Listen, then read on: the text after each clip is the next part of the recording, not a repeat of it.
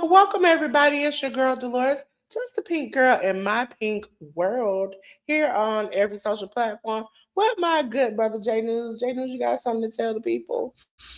Good morning, good afternoon, and good evening, ladies and gents. We are here live. It's the Hit Throws podcast, cueing you in on what was the week in pro wrestling. Busy Saturday, as a matter of fact, for those of us who watch all types of wrestling and stuff like that. But we have a rundown of what happened for the entire week, so we should get the party started. Yes, ladies and gentlemen, let us head over to the Hit the Rope Studios podcast.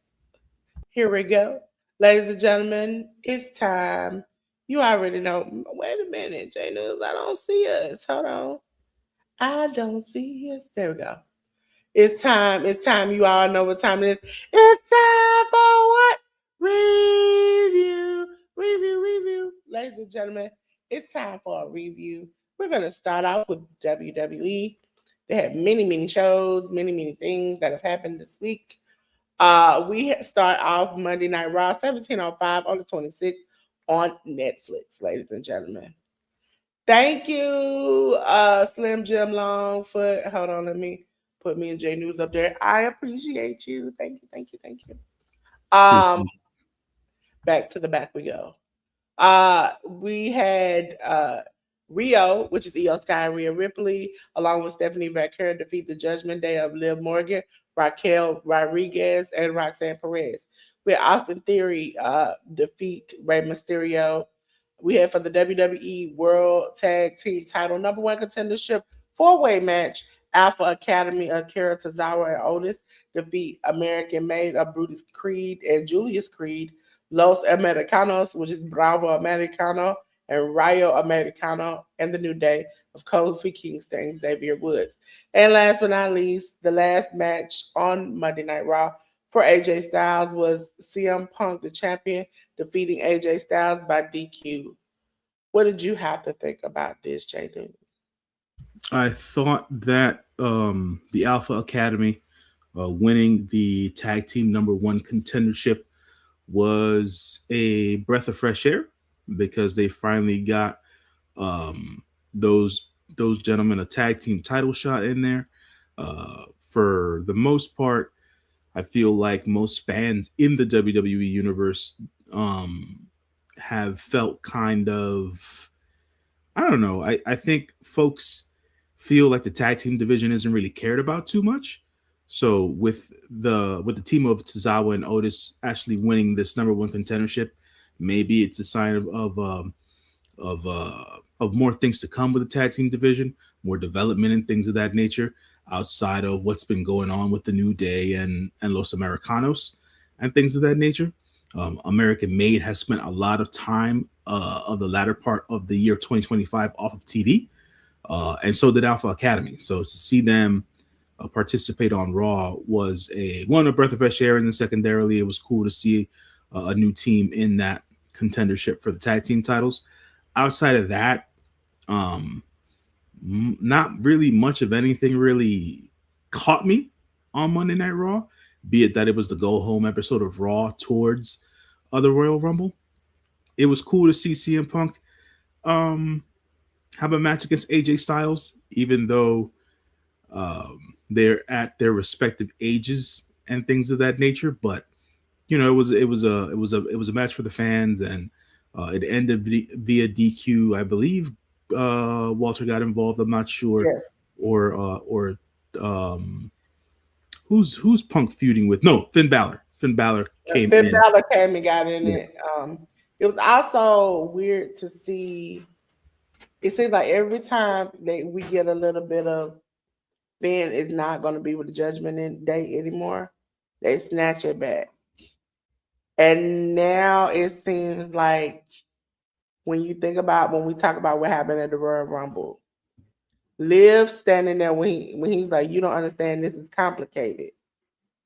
Like almost like I gotta take care of myself. That awoken something in her that was like, I'm gonna take care of myself. And that's exactly what she did. So I kind of didn't see that for even though it was like foreshadowing because after he walked away, they just zoomed in on her standing there and kind of like thinking about something. And it was like, I would have never thought that that would have been the thing that they were thinking about. Also, I'm a little teed off, and we'll talk about when we get to the pay per view. But I did not see Jade whatsoever, even though she was advertised to be there. And then she had this like cryptic post the day, like the day of the Rumble, where it made it clear that she was not going to be there, and I was a little ticked off. So I'm like, yeah, I could have used her sometime during the week. I don't know what's going on with WWE. I know I wasn't happy with any of the shows this week other than AAA. That was it. Um, CM Punk and this feud he got going on with, he seemed like he's feuding with everybody and their mama. And you can't pick which person hates him the most. So, being that Finn came out and interrupted the match, it was like, oh, guaranteed Finn is going to be his opponent, maybe at, you know, Mania or something like that. But no, if you watch the pay per view, he had some words with uh, Drew McIntyre. He's had some words with Gunther. He's had words. So it's like, I need them to pick. If we're on the road to WrestleMania and we got one more pay per view in between, I need you all to stick to the program and let us figure out a storyline that we can stick to. Because right now, it's a hot mess express of jumping up stuff going on. And then the tag teams are the last people on the list because they really don't have no consistent storyline.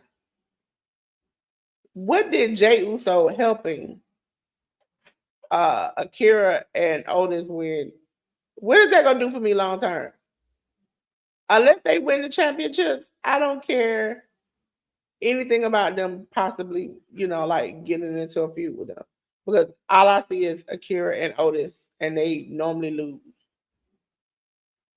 And that's crappy when you think about it. That I thought maybe none of them really had any true hopes with me of like winning and me thinking that they were going to really win. So I just need WWE to do a lot better. With that being said, ladies and gentlemen, we're going to the back. We're gonna go on to the next show, which was NXT. NXT was episode 1380 on the 30th on USA Network. We have for the WWE United States title match, Carmelo Hayes defeating Ray Phoenix. Alexa Bliss and Charlotte Flair defeated the Judgment Day of Liv Morgan and Roxanne Perez. Axiom defeated Johnny Gargano. What is this? This is Friday Night SmackDown. I'm sorry. Episode 822. uh WWE NXT Tag Team Title match: Dark Slate, Osiris Griffin, and Shaquan Sugars defeated OTM of Bronco Nima and Lucian Price. Jada Parker defeated Nikita Lyons for the WWE NXT title qualifying match. Dion Lennox defeated Miles Bourne. We had Alexis Clean defeating Tavion Heights. Thea Hale defeated Zarya. And for the WWE NXT title qualifying match, I pronounce his name weird every time I do. Carver defeated Andre Chase. JD, did you watch any of this show? Yeah, so a lot of what I saw from NXT was highlights and bits. It was good to see Jada Parker back in the ring. It was interesting that they chose Nikita Lyons to be her opponent in this match, being that they've spent a lot of time. Um, how do I put this? They spent they have spent they as in the WWE have spent a lot of time rehabbing Nikita Lyons, both physically and character wise, on their other shows outside of NXT, be it Evolve and things of that nature, and just through short video vignettes to bring her back versus Jada. I thought was an interesting choice. They both looked solid in the ring, so I got to give them that. And Jada still, uh, she's now in my eyes, she's probably going to be the main girl on NXT outside of Blake Monroe, because it seems like they'll be calling up JC Jane soon enough. With her performance at the Rumble and things of that nature, we'll get to I that hope when we they get to don't. that. I really Uh, hope. but you know that she's been there long enough, I think, and they'll probably end up calling her up. So that was the main match that I took away from this week's episode of NXT. The men's division stuff is still not hitting for me. Dion Lennox defeating Miles Bourne, even from a planning and storytelling perspective, the match itself, Miles Bourne losing, didn't make much sense to me. But hey, whatever. It's NXT. Lexis King defeated Tavion Heights. You know what, man? I, I ain't got anything really nice to say about Lexis King, um, and I feel like Tavion Heights is in the wrong company. That's all. That's all I have to say about that. Uh, Well, I would say, was it? I think this episode came out after. I think his dad's Brian Pillman's and uh, I think he trained Lexus a little bit. Mentor and trainer passed away, yes, so Lexus has been losing. So maybe this was like a little because the speech. I think wasn't this the episode where he had the speech where he talked about something like his dad would be proud of him or something like that. I have no idea. And so I think this was the episode. Either the interview before, because I remember he had an interview somewhere, or it was in the episode where he said his dad would be proud of him, and kind of gave a little nod and a wink to the mentor. So I think that this was their opportunity to kind of. The WWE, I think, has they failed him. They have failed him so far. That's my personal opinion.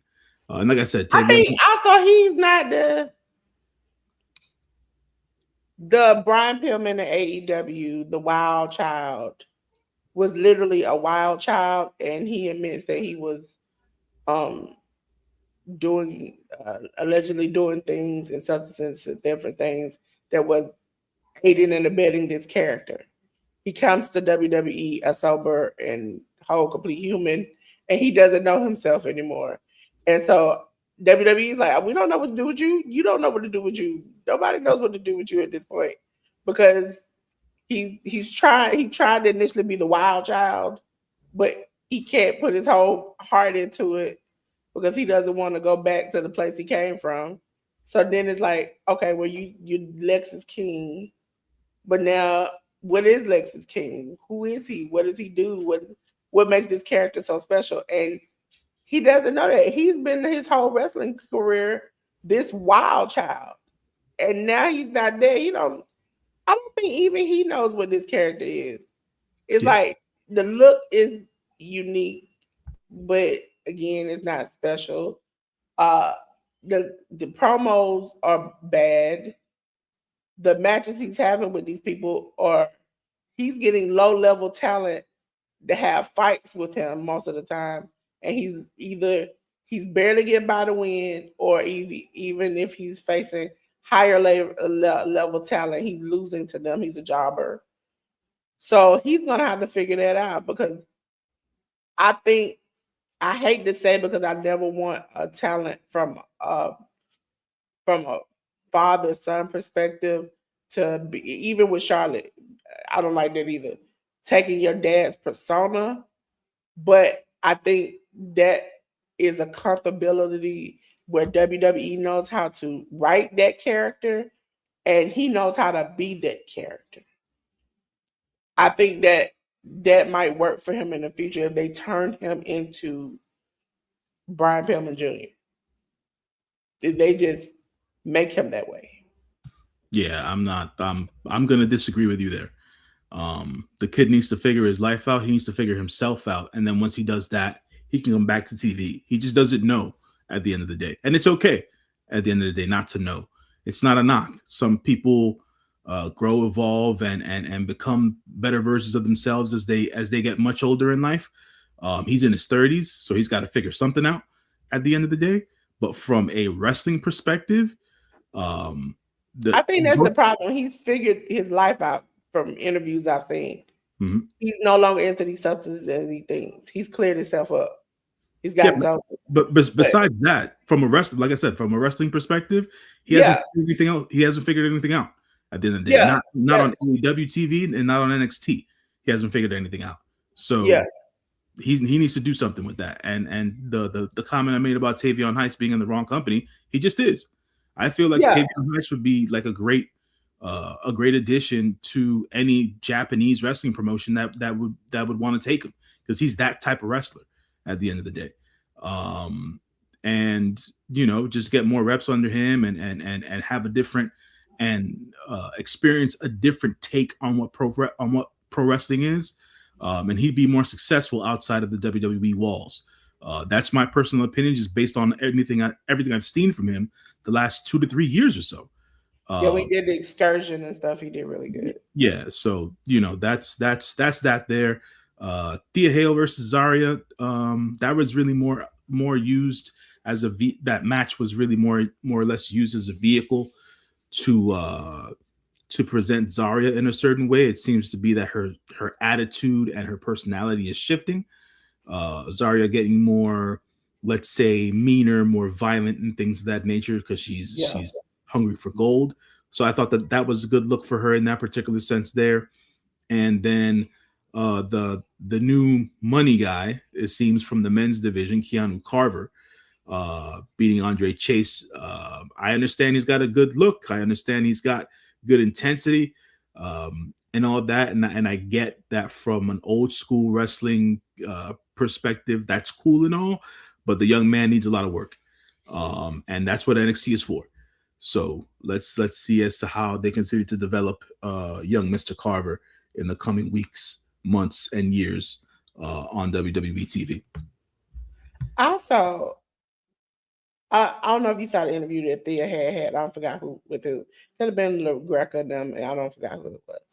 But they did her mighty dirty with that belt. She literally, J. won the belt. She said she went home to show her parents, to show that, all this hard work pays off, and that like them investing into her was a great thing. She goes home, she takes the belt to them, only to come back and lose it. I felt so like she tried to keep her calm, but you could see it was very upsetting to her. And I felt in that moment, like beforehand, J. I was like, I don't care, you lost the belt.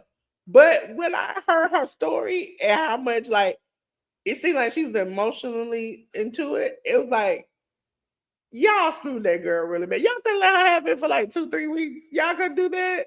Y'all had to take it away from her like that. And even she kind of like got a little broken up about it. And I was like, you know what? That's wrong. She should win it back and be able to hold it for a little bit longer. It kind of reminded me of when she told the story, J News, you know what it reminded me of? When the moment, if you go back and look at the watch along, when CM Punk won the title and how ecstatic I was. And 2 seconds later, it was dashed and somebody had just took that fire and throw water on it. I was sad. I was sad for him. I was sad for me. I was sad for everybody because I was like, this does not make any sense. That's how I felt for her after hearing her story. It's like her parents if she hadn't went home, like if she said she hiked up to go home, her parents would have never seen the belt in real life, and she would have been just a dash of a dream. Yeah, I feel like the truth of the matter is, as much as it was reported. Sorry, guys. that her win of the United States Women's Championship was a mistake. I would have thought that WWE would have made the decision to put it back on Blake Monroe, but they didn't do that. They made her lose the championship. I forget if it was a one-on-one versus Izzy Dame or if it was a multi-person match versus that Izzy Dame was I think it was a involved in. one-on-one. I'm not for Right. sure. Sure. Okay. Let's for all intents and purposes, I'm gonna take your memory on this, Dolores. It was a one-on-one. The shift of that women's North American title to Izzy Dame has not been any better. I think the better story, and I agree with you, Dolores, would have been to keep that championship on Thea Hale for a few weeks, re reassess and continue to rebuild that or build on a feud between Thea and Blake Monroe, and then have Blake take the title back a few weeks later. I think that would have probably been better than what we're getting now. And yeah, now where we're at, and Thea's back at the bottom of the barrel in NXT amongst the women, and you know, I feel for her because she's been there for a while, and she's been trying to find her footing as a singles act and things of that nature, and she's still very young. She hasn't found solid ground to stand on. So we'll see as to how it all continues to work out for her. But as of right now, I agree with you, Dolores. I think that the booking and the matchmaking has not helped her in recent weeks and months over on NXT.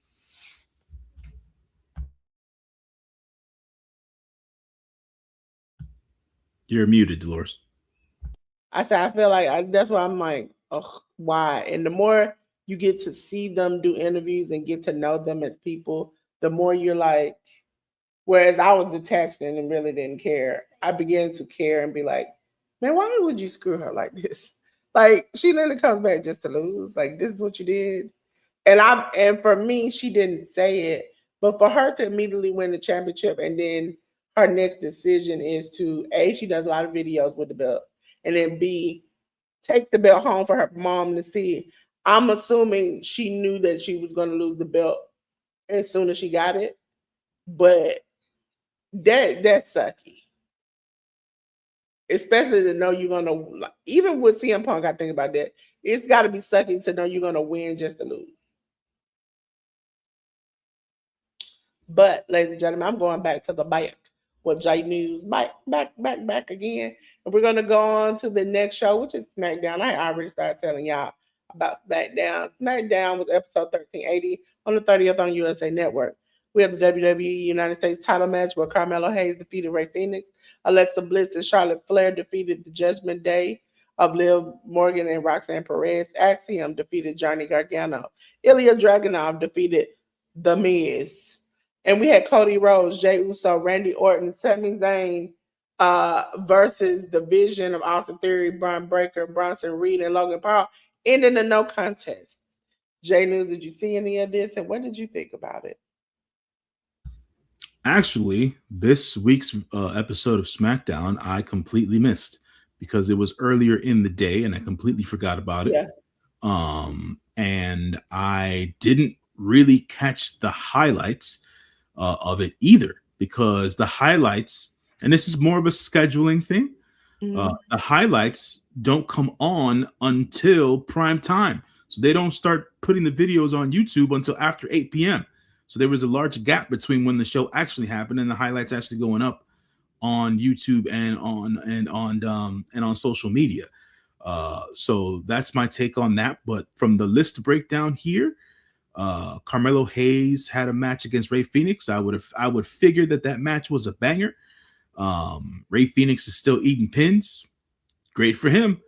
Alexa Bliss and Charlotte Flair, they defeated the Judgment Day, going into the Royal Rumble of Liv Morgan and Roxanne Perez.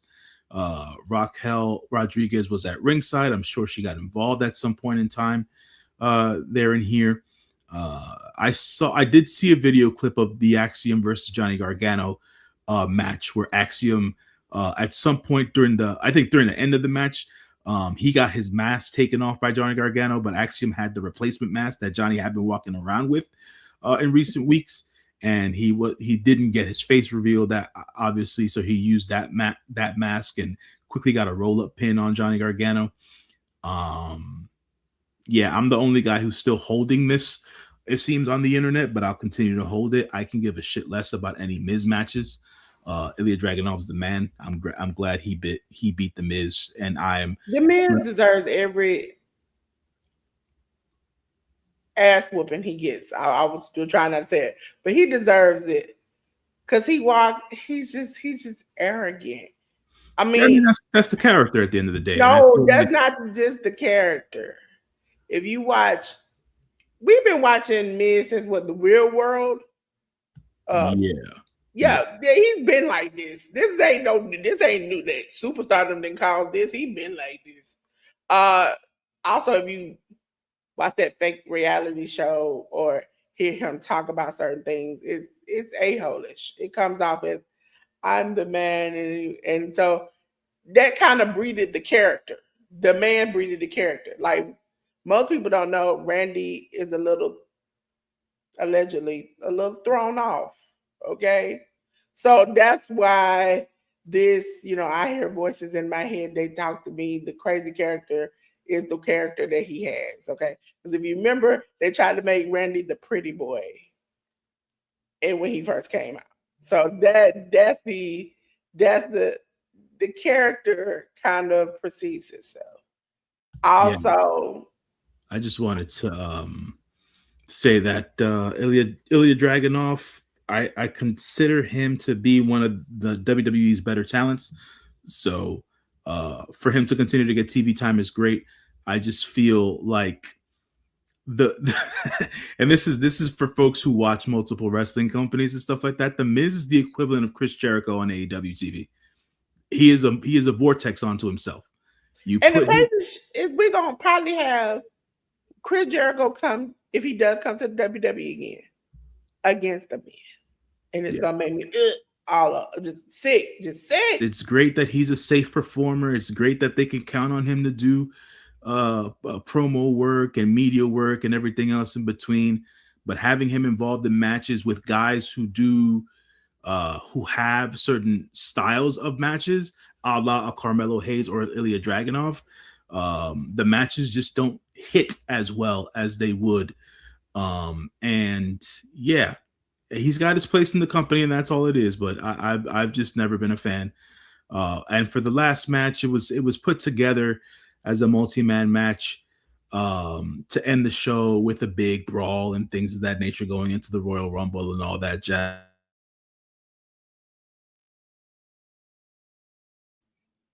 Did my boy Jay News just click out? That was really more or less the go home show for the Royal Rumble, because it was Friday and then the Rumble was on Saturday. So it just ended in a brawl, which is what I kind of figured that would happen.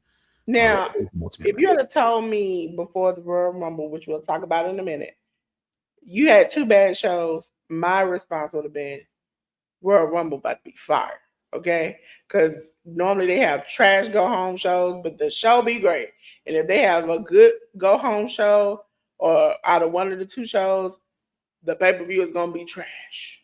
Okay, so I was like, I'm looking forward to this Royal Rumble, and I did watch along for it. And if you go back, the pain and suffering went from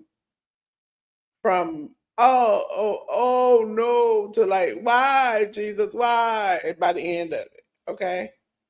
So I'm going to go in the back, and we're going to talk about the show we introduced to you all last week. I'm definitely going to need Jay News' help with this every week. AAA, Lucha Libre Worldwide. They have a show now that comes on every week on Fox and in Mexico. AAA on Fox. This is episode number 3 on the 31st, which was yesterday. Ria de Jay News. Rey de Reyes 2026 qualifying 4-way match. It was La Parca defeating Aerostar, Apollo Crews, and Jack Cartwheel. Is that where Apollo is now? AAA? Mm-hmm. Oh boy. AAA World Cruiserweight title #1 contendership 3-way match. TJP. Yes. Say word. Okay, I'm learning. I'm learning as I'm reading, folks. That's why you're getting the reactions that you're getting from me right now. TJP defeated Elio Lafleur and Jack Cartwheel. Jack Cartwheel being in two different matches on the same show. Interesting. AAA Reina de Reinas title number one contendership match. Special referee was Mr. Iguana. We had Lola Vice defeat La Hiedra. How long are the shows usually, Dolores? I think like an hour, maybe more than that. They're Taped? pre-taped. So they have other shows in between, and they also have some things that come on YouTube. So, but we're covering this because it's the shorter of the shows, and then sometimes they have a lot of promos and different things in between. And I think that that's a little bit, they put a little bit more oomph into this show than they do the other shows.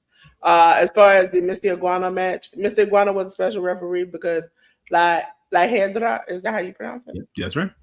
It's his girlfriend, and Lola Vice is the side.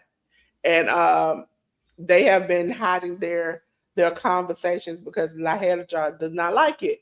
And she don't like the butt checking. She's gotten involved in matches when they've been pretty much dry humping on each other. And recently on some of the YouTube shows that I've been watching, they would like he would come to her door and bring her coffee, Lola, and soon as La Hedra shows up, he closes the door, leans on the door, and be like, you know, she's like, well, can you come with me somewhere? And he's like, yeah, just give me a minute. Just give me a minute. And he goes back talking to Lola, and then he leaves off to his man. Like, I just want to go back to the days where you remember back in the day with WWE where they would catch it in real time by standing next to the little TV in the back, or they would the next week be like, I saw you like talking to such and such. I don't understand the fact that they do this every week where he's like sneaking and talking and being with her. And no fact that like Angela seems not to have a TV and never sees it. I'm like, you know, you have to see this. If this is real life, ain't no woman gonna stuff going on, stuff don't seem right. You feel like, you know, and she's even been like, is something wrong? Like something like, is that a problem?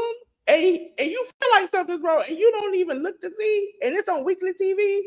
Come on, you ain't look back at your match, you ain't scroll through to see, you know, that she and him are talking and they having a flirtatious relationship. None of that. Mind you, I believe she might be coming to the permanently to the main roster because she did good in the Royal Rumble, and her boyfriend is in the main roster. They're very super close. So, you know, if you all do not know, her boyfriend is Damian Priest. So that might be, you know, they like to keep, you know, strong couples together. Ladies and gentlemen, we're gonna go to the Royal Rumble. I had to watch along with you all yesterday. Yay! I'm gonna tell you how sad I was. First of all, we started out with the Women's World Rumble. We had a surprise in there because we had Brie Bella to enter the Royal Rumble.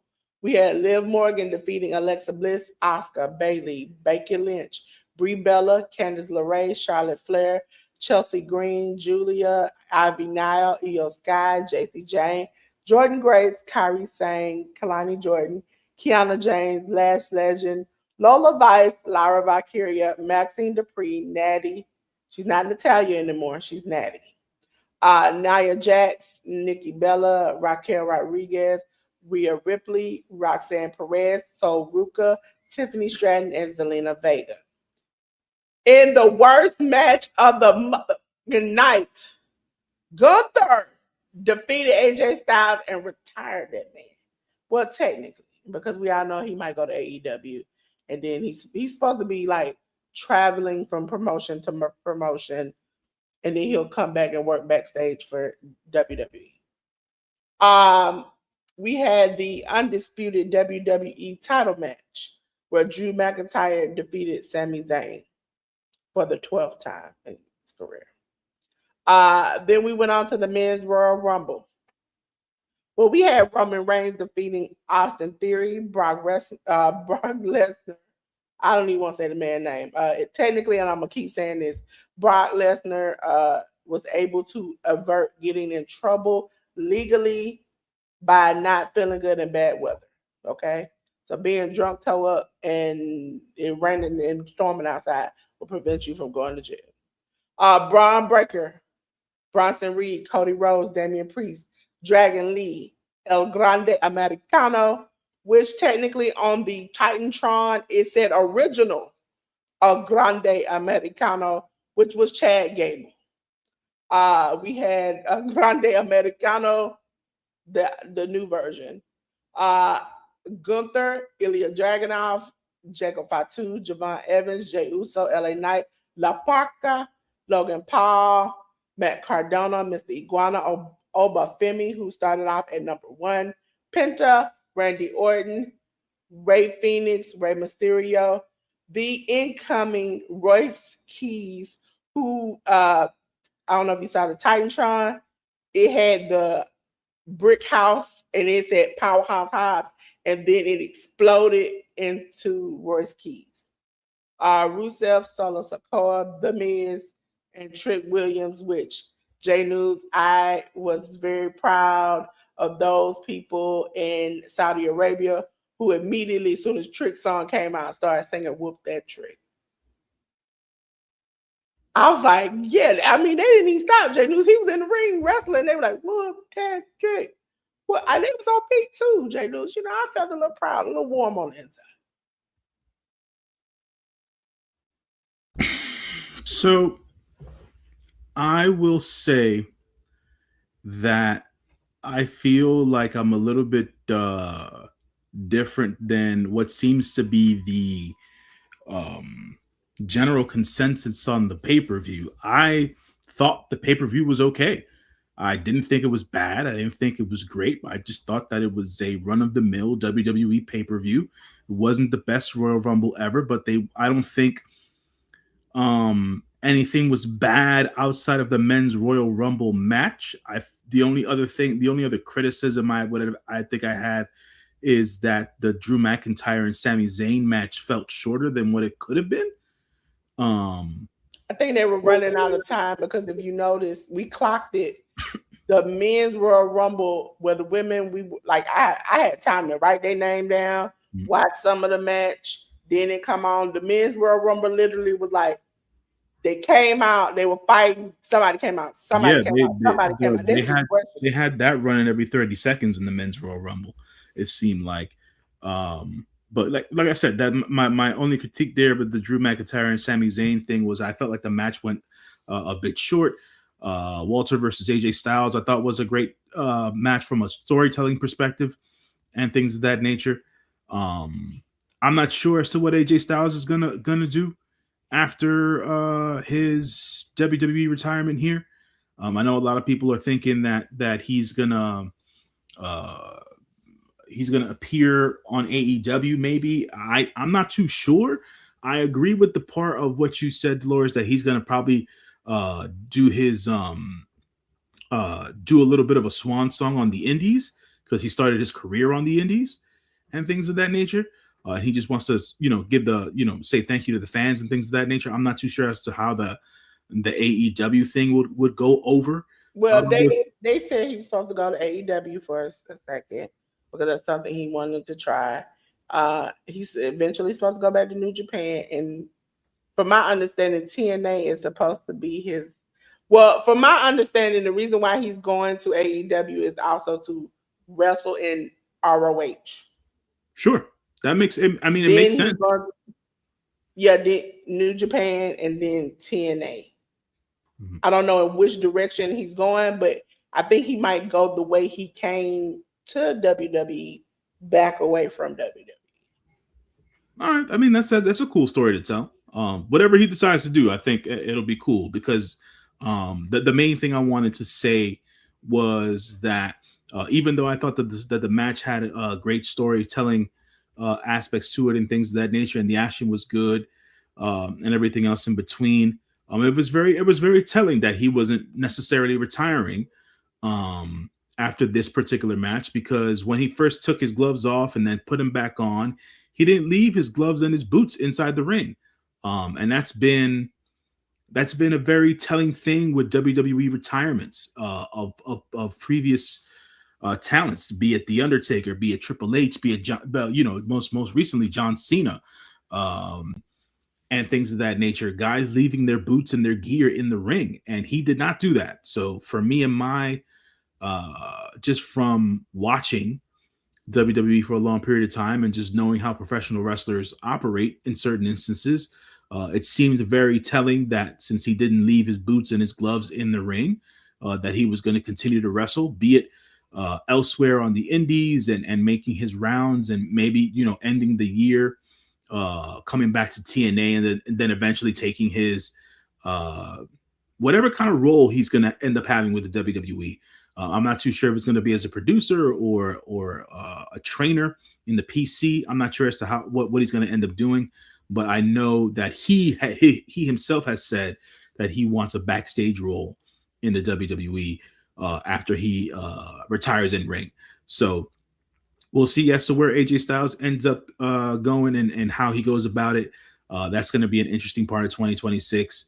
And yeah, man, all good match between him and Walter, and it did what it was supposed to do at the end of the day. The women's Royal Rumble. My younger brother asked me last week, who do you think is winning the women's Royal Rumble?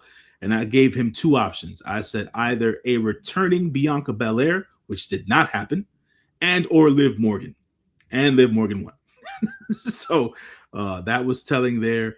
The men's Royal Rumble was really more or less of a crapshoot for me, just because, like you stated earlier, Dolores, they haven't really had any real focus with the men's division as to who's going to be paired up with whom and who's getting involved with whom, outside of what's been going on recently with Jacob Fatu and Drew McIntyre and Cody Rhodes.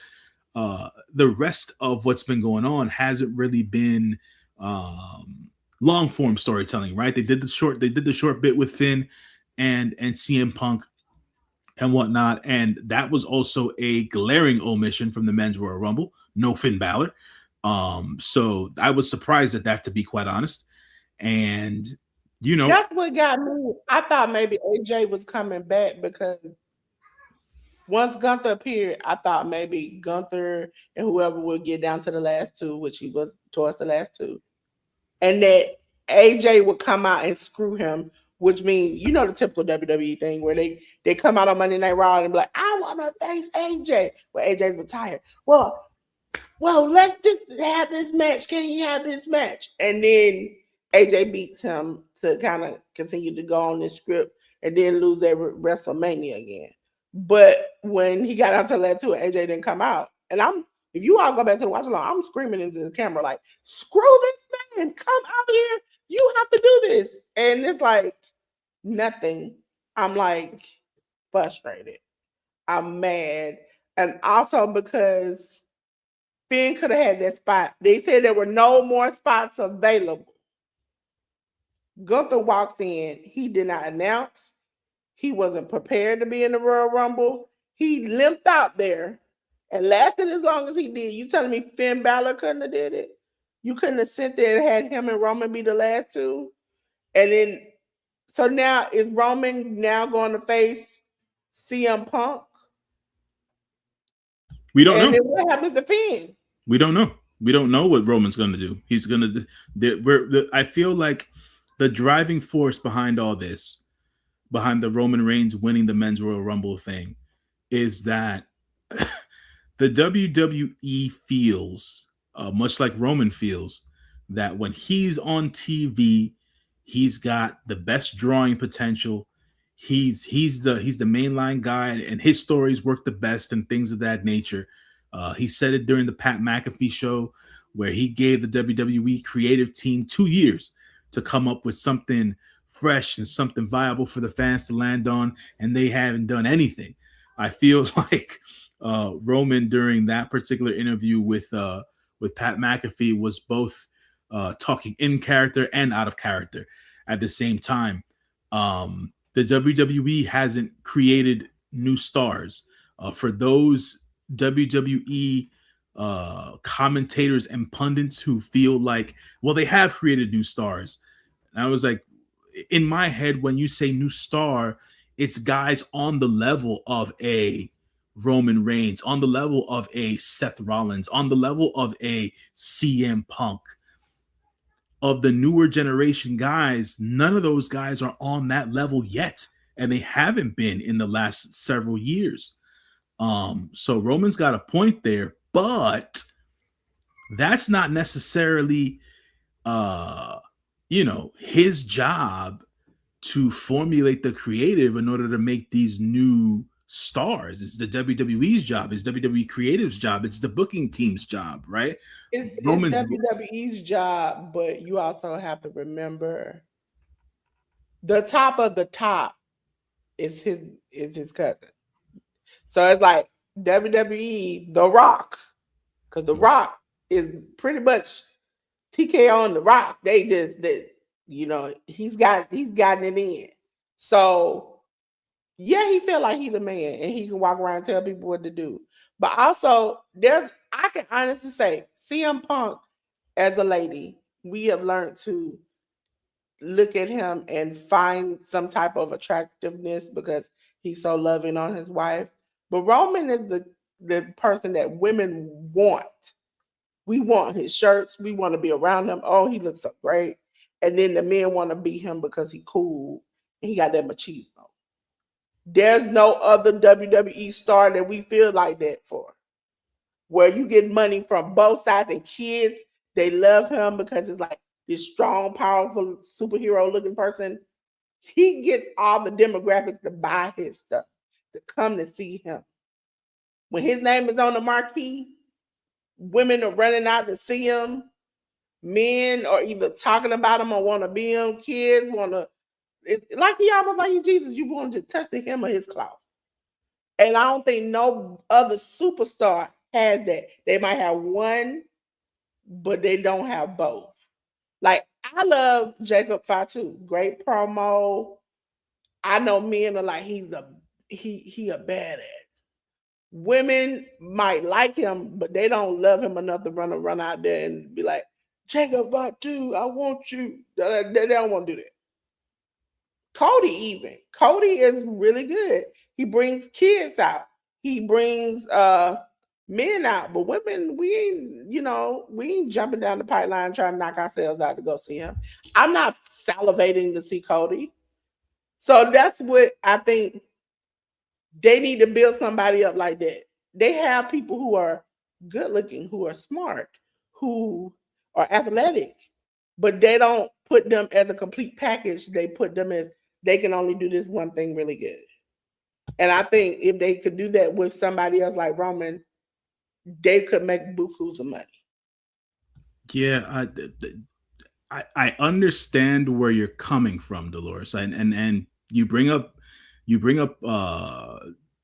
good points, but to counter that a bit, the wrestling business isn't any longer in 2026. Is not just built around one guy.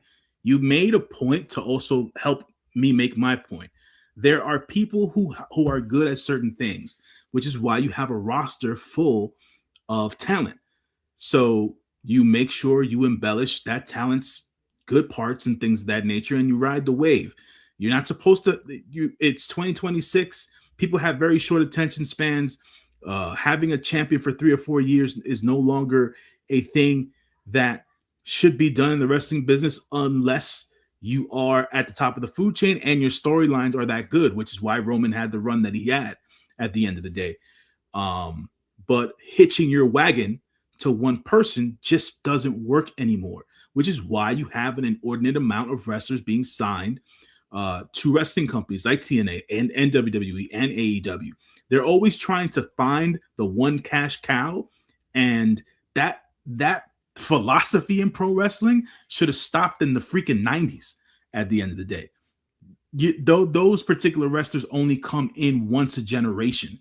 So do your best to build your crop and rosters so that people do continue to go out and do continue to spend the money and do continue to buy the merch and things of that nature, so that you can make crumb cake out of crumbs at the end of the day. And it's not like the WWE's out here uh, begging people for money on the streets at the end of the day. You know what I'm saying? So it's Yeah. I understand the point of view, but it's flawed in this day and age. At the end I'm of the glad day, they're doing it to the men now. That's see, when Roman came along, I was like, I'm glad to see this because women were the ones that were making. They were not making in their pockets the money that they were producing for WWE. Like you look at the like Chinas and the Sables and the rest of the people who men wanted.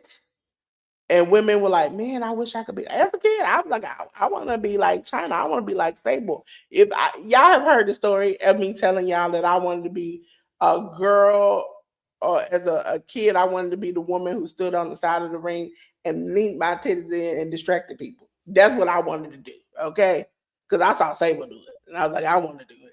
And so it's this thing where men have never had to really do that.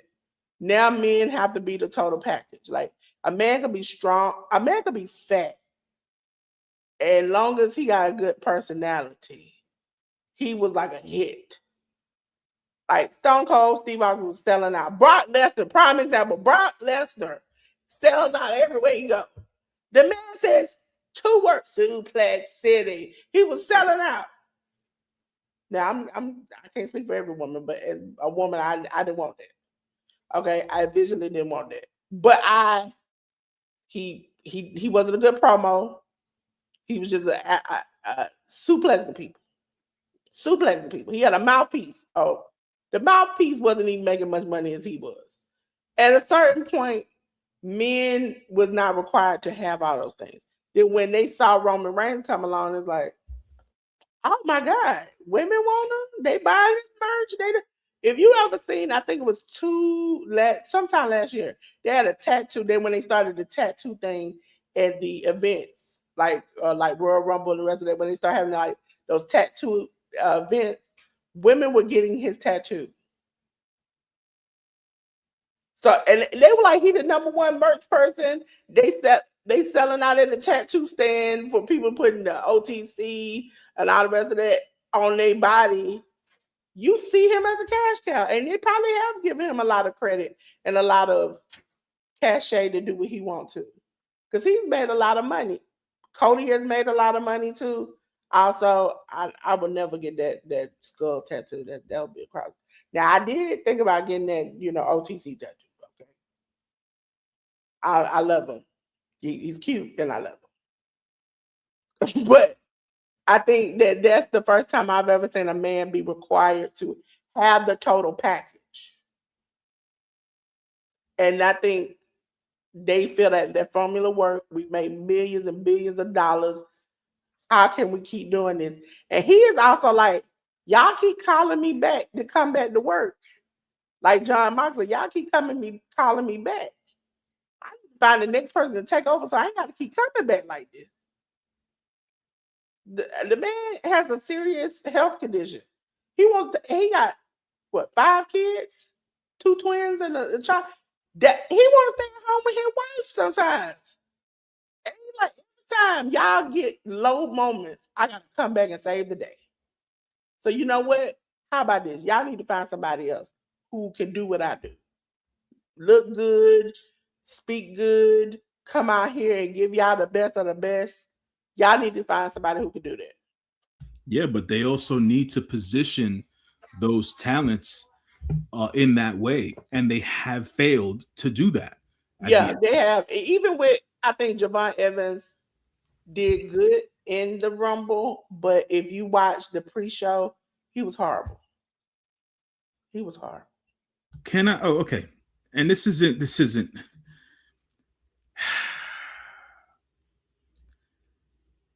I like his energy. I'm talking about Javon Evans. I like the Yeah, kid's energy. He's talented in the ring. He is supposed to be, from watching him, he's supposed to be the figurehead for his generation, bringing in those wrestling fans, right? He's a 21-year-old young man in America. He's supposed to be the pivot, the figurehead of that demographic, right? So They do say that in a polite way. Let me tell y'all the ghetto version for those who understand. And somebody pointed out Anika yesterday. He a YN. sure, if you want to put it that way, yeah. I guess we'll go with that. I guess we'll go with that for the time being. I was just more or less trying to engage it in the sense of, he's part of the younger generation. He does a lot of online and social media videos and stuff like that. Just a lot of the same things that the younger generation does and things of that nature. So he would appeal to that particular demographic, both, whatever, no matter what ethnicity or color, or creed you are, and stuff like that, because of how young he is. But to the point that you made before, his talking skills aren't what they should be for a person who's supposed to be a figurehead for a specific demographic that they're aiming towards, right? That's one thing with Javon Evans. To Braun Breaker, they have him, and I feel like they've missed the opportunity to pull the trigger with Braun Breaker a few times at this point. And to do what they did with him at the Rumble yesterday, they had no choice, J News. They had no choice. What do you mean they had no choice? Okay, because they leaked that he was supposed to be the number one entrance on Friday Night SmackDown. Okay, they leaked it. So then Paul Heyman on the pre-show comes to what's his name? Adam Pearce. He's like, Adam, I see what you're trying to do. You're trying to ruin Braun Breaker by putting him and leaking that he was the number one pick. I know you did. And Adam Pearce gets up, walks around CM Punk. He's like, I'll handle this. I will handle this. And he then puts him number 2. Because I was shocked when Oba walks out. I said, okay. But then when Braun, okay, so this is what it is. They're trying to cause confusion amongst the division. So in order to do that, if he was number 1 and you jump him, he's still in the match. Okay? He's still in the match. And you remember, everybody agreed he was going to be the winner out of all of them. So now what you do is you put him number 2. And you put him number 2 for the fact that he now can get jumped. He gets eliminated. And if you listen to commentary, they said, this reminds me of when Austin Theory jumped in and messed up and jumped out just like this in the same hoodie and the same clothes. So all he saw was somebody in the hoodie and clothes, similar build as Austin Theory, jump over the barricade, beat him down, get him, throw him in the ring, get him to cost his match at the Royal Rumble. Okay. So then they come out. Now you have to remember, they have all agreed that Braun Breaker is going to be the winner. He is no longer in the match. Now they're looking at each other like, who are we going to choose? And you know Paul did not come out with each one of them. He only came back out with Brock Lesnar. So now it's confusion. Yeah. Who Paul is going to pick, and B, who is the main person in there? And did Austin Theory do this? Which we don't. We know he didn't. But, no, he didn't do it. But I would like to say this. It still doesn't justify what they did to Braun Breaker. But if they're building a storyline in where Braun Breaker ends up finding out who the masked man was, and I'll tell you, it wasn't Seth Rollins either. It was his good pal, Logan Paul. If folks like to look at Logan Paul's face enough and his body type enough, that was Logan Paul who stomped Braun Breaker. So yes, there's going to be confusion amongst the members of the division, and there's going to be even more confusion. But according to what fans were saying and theorizing in video clips and highlights that I watched and things of that nature, it seems to be that Logan Paul's been intimating, he's been hinting at somewhat not liking or having a, let's say, a jealous attitude towards Braun Breaker and things of that nature. So I Yeah, feel they like did that zoom makes in on him when they were picking who were gonna be in when they after they that Adam Pearce told that all of them were gonna be in the Rumble. You know, they had the backstage segment. Well, Paul is on the phone. They are talking. Braun Breaker looks so frustrated, and they were like, I think Austin Theory was like, I think we should let, and then you see them go, each one of them go, yeah, I think Braun Breaker should win. And I think he's either second to last or last. And Logan Paul pauses and then goes, yeah, I think Braun Breaker should win. But everybody else had already chosen. there was some foretelling there at the end of the day, and that makes for good drama at the end of the day. It's a good storyline for them to have.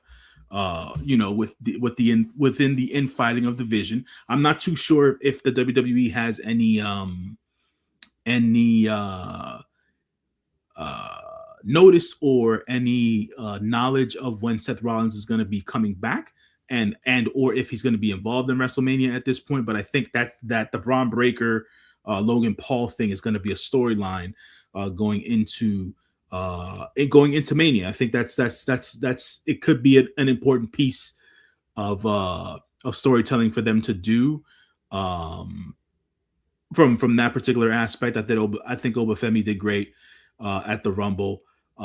They had the OG Americano and New Wave Americano out there, so that'll probably be a storyline going into Elimination Chamber, or they're going to keep it on TV or whatever. Chad Gable looked great physically and stuff like that, so there's that aspect of it. And yeah, like I said, I feel like they missed the boat. No Finn Balor in the at the Rumble. I feel like they should be continuing his storyline with CM Punk and building off of that, but they're going in another direction.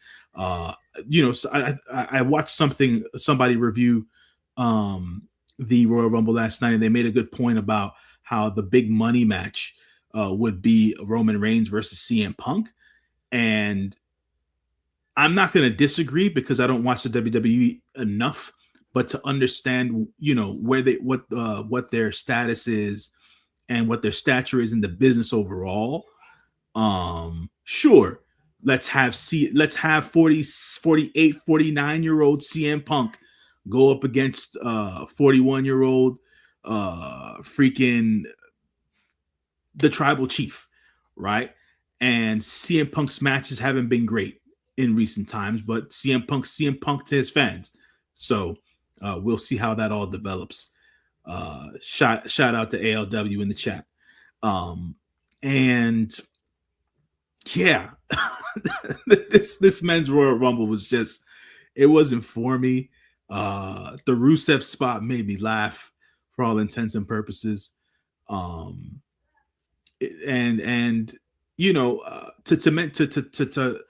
to hit on the whole Royce Keys, aka Powerhouse Hobbs thing. I like the Videotron that they did for him. I think the music they have for him is cool. There wasn't much of a reaction when he came out, but when he was in the ring and he faced off with Cody for that little bit, there were fans in the crowd who chanted AEW at them. So it seems like there's some exposure of AEW in Saudi Arabia, which I thought surprising. So that was cool, but I wonder what the WWE is going to do with Royce Keys, aka Powerhouse Hobbs, going forward. They teased him having with the big meaty man. He got in with Gunther and some other people, and I was just like, yes. Oba, he had a face off with Oba. I think the reason why WWE might go with the Roman Reigns CM Punk match is because both of them are movie stars, identifiable to people outside of WWE. Also, CM Punk recently on the Hot Ones said that I think he drew a wrote for DC and Marvel. So they have, and he has a new movie out. So they have extended things where people who don't watch wrestling can identify them and tell who they are, and might buy a ticket just to see them because they're fans of them outside of just the WWE and wrestling universe. Let's So let's loosely use the word movie stars when it comes to the both of them.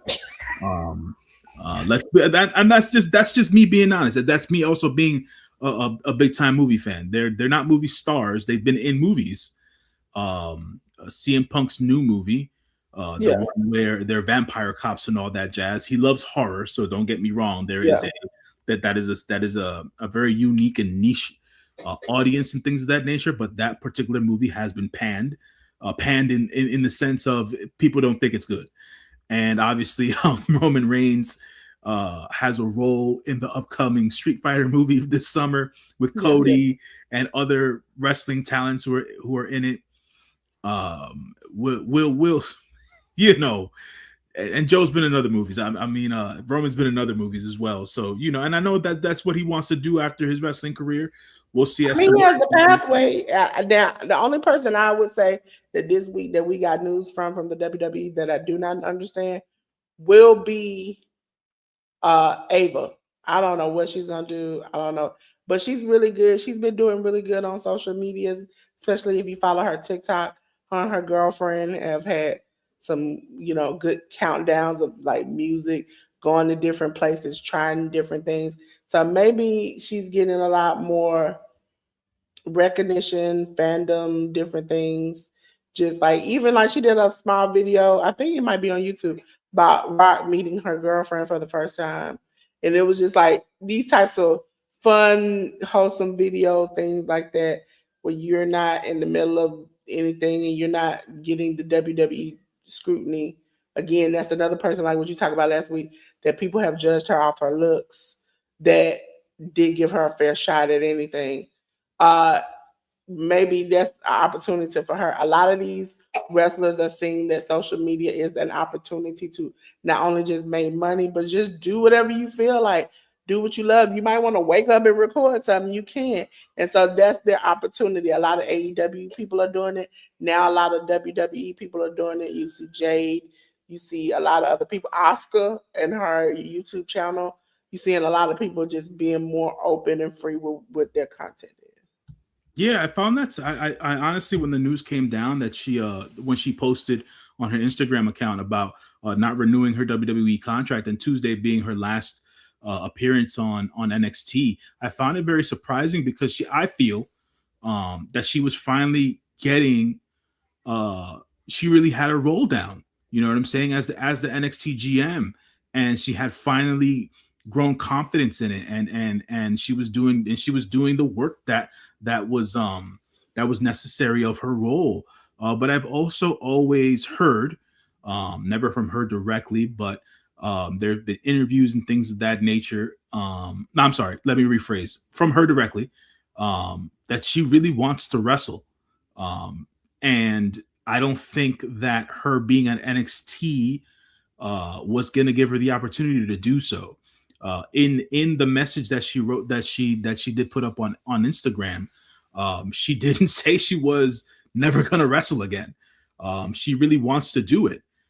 So I'm not too sure what her future is, much like you, Dolores, in the wrestling business. But if she wants to continue to do it, obviously there's plenty of wrestling schools she can go to, other avenues she can take. If she completely leaves the wrestling business, then hey, she's super young at the end of the day. I think she's only like 24, 25 years old. Yeah. Um, and she can do whatever she wants with her life. But I remember watching like a little mini doc that they did with her when she first got to the WWE and she started training, where it was something that she really, really wanted to do. And her dad did state at one point um, how how not easy it is for people to start their careers in the limelight that way.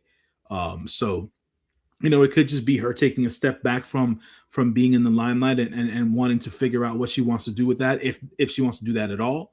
Um, but we'll see, man. I don't think we've seen the last of her in the wrestling business, to be quite honest.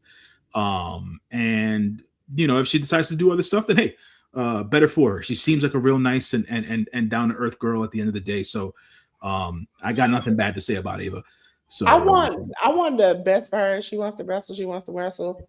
I if you asking me as a fan, am I slightly concerned if that's what she chooses to do? Yeah, because it seems like every time she's had opportunities to get in the wrestling ring, she's gotten hurt.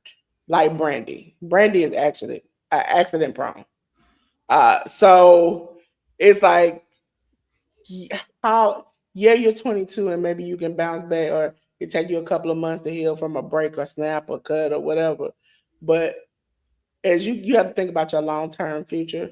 I wish, even as regular people, I tell people all the time, think about what you're doing now. It will listen. I used to be out here. It used to be below 20 in Georgia, and I would have tank top and some shorts on. You ask my anemic butt that now, I will tell you that the devil is a lie. Okay. When you get older, your body, from the things you've done in your younger years, it tells on you when you get older.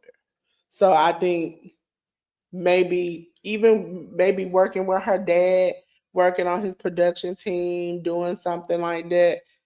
Yes, maybe that may be something she don't necessarily want, but might be better for her in the future. Because I know she's even talked about online her having a lot of injuries and things happening, and she's just not feeling like this is something she wants, but something that might not necessarily be in, like she needed to take a break from for a second. And I thought being the manager was that break. But if she wants to do it, go ahead. Just be more cautious and be more prepared, because nobody's gonna give you a free pass, and maybe there might be on the indies people who are out to hurt you just because of who you are. yeah, but it seems like she has, at least from everything that I've seen and read about her, she seems to have a real good head on her shoulders, and she has a good work ethic at the end of the day. So like I said, if she wants to continue to do the wrestling thing, I feel like we haven't. It's not the last thing she's gonna do, in regards to being part of the wrestling landscape and things of that nature. But if it is, then good luck to her with everything that she's gonna do, and going forward from there. But yeah, Yeah. And I like her social media. I like her girlfriend. Her girlfriend's cute. I was like, okay, go. And also she likes rock music, and not too many people that look like me like rock music like I do. Ladies and gentlemen, me and J News, we're going to the back because you know what time it is. J News favorite, second favorite. I'm gonna put New Japan first. There might be his second favorite, or they might be tied. Favorite time of the show is AEW, ladies and gentlemen. All Elite Wrestling, and we're gonna start off with Dynamite, episode 330 on the 28th on TBS HBO Max. We had Kenny Omega defeating Rocky Romero. AEW Continental Title Eliminator match where John Moxley defeated Ace Austin. We had an AEW TNT title match where Mark Briscoe defeated El Colon. Colon. Stop it. AEW Women's World Title match: Chris Statlander defeated Thekla. AEW World Tag Team Title match: FTR defeated uh, Davis and Doyle, Jack Doyle and Mark Davis. And then we had Andrade El Idolo defeating Swerve Strickland. J News, did you see this and what did you think about it? yeah. I saw Wednesday's episode of Collision. Uh, uh, Good starting match between, good starting match between Kenny Omega and Rocky Romero. Had a good, cool comedic bits from Rocky and Kenny in their physical interactions and stuff like that. As Kenny Omega continues his war on the Don Callis family. The eliminator match between John Moxley and Ace Austin was solid as well. This was Ace Austin's debut on Dynamite. Sorry, on Dynamite, and he had a good showing against John Moxley there. John Moxley was attacked by Davis and Doyle from the DCF post match. So it seems like there's going to be some gang warfare between the Don Callis family and the Death Riders going forward. And the TNT title match, I had Mark Briscoe versus El Clone. Great match. El Clone is such a unique in-ring, such a unique in-ring style, and he's such a unique character. Great match between him and Mark Briscoe. Mark Briscoe then ended up defeating El Clone to retain his championship, to then throw out a TNT title open challenge. The open challenge was responded to by a debuting Tommaso Ciampa on AEW. Tommaso Ciampa is now All Elite. He came in with new theme music, Neutron graphics, and things of that nature. The presentation was awesome. So I got to give the AEW production team credit on that one. Shout out to Mikey Ruckus for the track and stuff like that. Tommaso Ciampa looked and felt like a star, and we'll get into what happened on Collision. Tommaso Ciampa challenged Mark Briscoe for the AEW TNT Championship on Saturday's episode of Collision, and we'll get that, and we'll get there when we get there. Chris Statlander defeated Tekla. I know a lot of folks online and on the socials really like this match between Chris Statlander and Tekla. I seem to be in the minority here. I wasn't too big of a fan of this match, and the reason as to why I wasn't too big of a fan of this match was because I feel like they really slowed Tekla's wrestling style down, and to me the match was a bit more clunkier than usual than what I'm used to experiencing with Chris Statlander in it. Are they they're probably gonna run this back, and they should, because I feel like the two ladies can have a better match in the ring. I just hope that they continue to improve their story and also build on Chris Statlander's character and have a better in-ring match between Tekla and Chris Statlander. I don't think this is going to be the last time they go face-to-face, head-to-head. The AEW World Tag Team title match between FTR and Davis and Doyle ended in a bad way. FTR retaining here. Right call. Unfortunately, during the match, Jake Doyle, aka Jake something, got hurt. He tore his bicep during a specific spot in the match on the apron. That sucks, man, as Jake just got to AEW. He hasn't been on AEW TV for a month as of yet. And for him to have to suffer this injury is untimely, and it's unfortunate, man. Hopefully he recovers and gets a comeback soon. But that was the down part of the match. FTR retaining their championships, now have to look for other challengers in the coming weeks and months. And the AEW tag team division is chock full of different challengers. And I will mention that when we get to the Collision review. And Andrade El Idolo versus Swerve Strickland was a hell of a main event. Andrade defeating Swerve with a low blow and then putting him into his finisher was apropos. But at the end of the day, the match itself was awesome. Great decision by Tony Khan to have Andrade win here. Gives us something a little bit different in the main event AEW championship scene. I know a lot of folks have been complaining about how the same people have been surrounding the AEW championship and let alone the WWE championship scenes and stuff like that. So to have new and fresher faces in those divisions and in those particular scenes is a good thing. So shout out to Andrade El Idolo, aka 2026 versions of Latin Lover at the end of the day. So that was a Collision for me. Yes, ladies and gentlemen, we're going to go. Jenny's going to come back with me. We're going to go over to ROH. ROH was episode 152 on the 29th. You can find it on ROHWrestling.com or the ROH app. We had the ROH Women's World Title Proving Ground match where Athena defeated Vixen.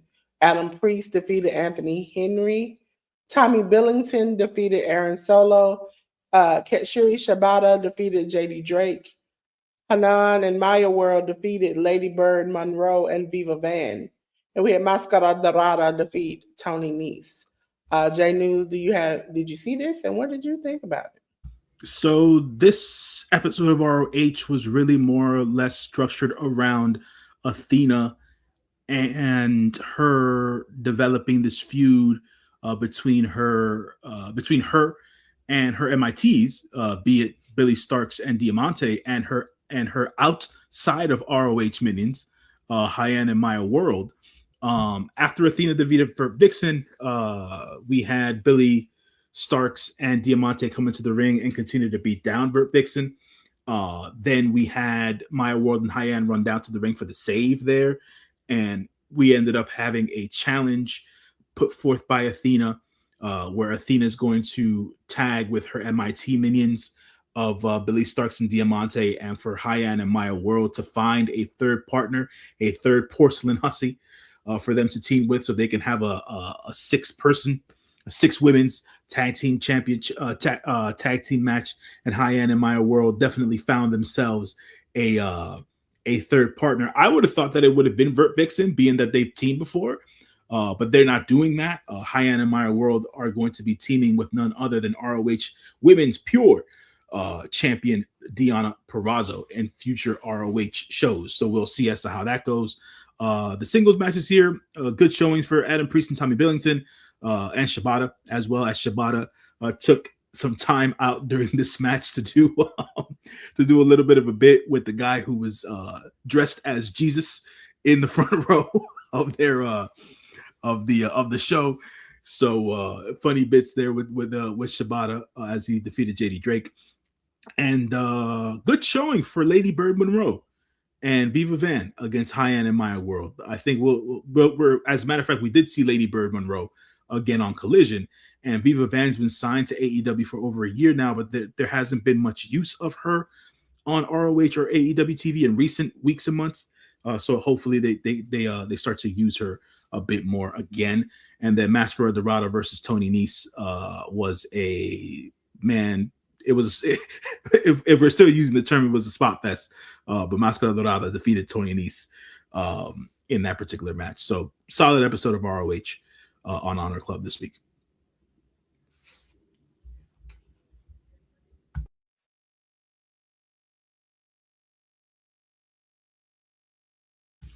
On over to Collision, which happened yesterday. Sorry, folks. Saturday, Collision aired at 8 p.m., which I was able to watch after the Royal Rumble was over. So that was cool. Darby Allin took on Clark Connors.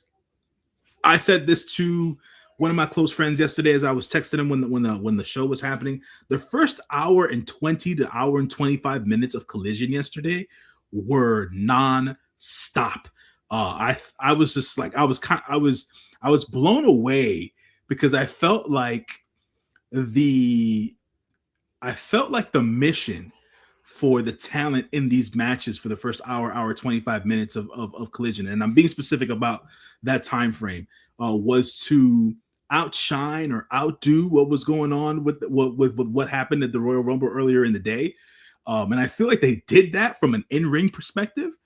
And they did some story telling bits and pieces through backstage promos and stuff like that, which I'll mention here. Darby Allin versus Clark Connors was a great spotlight match for Clark Connors versus Darby Allin.